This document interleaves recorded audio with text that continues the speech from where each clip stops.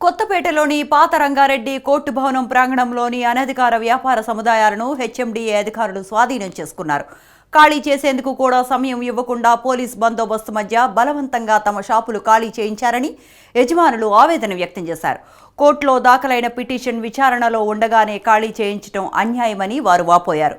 ఈ భూమిలో సరూర్ నగర్ పోలీస్ స్టేషన్కు కేటాయించి మంచి భవనం నిర్మించాలని స్థానికులు కోరారు.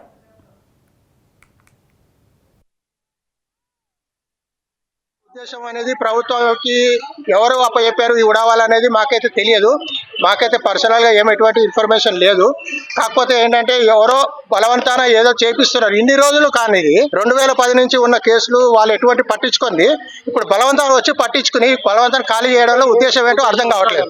మా ఉద్దేశం ప్రకారము ఇంకొక కనీసం ఒక 1 month మేము అడిగాం. ఇప్పుడు ఇన్ని సంవత్సరాలు ఎట్లా ఉన్నాం, కనీసం 1 month to 6 months దాకా మాకు టైం ఇవ్వండి. ఎక్కడ వేరే దగ్గర మేము షాప్స్ అవన్నీ ఏమి లేవు మాకు. ఇప్పుడు ప్రభుత్వం వెనక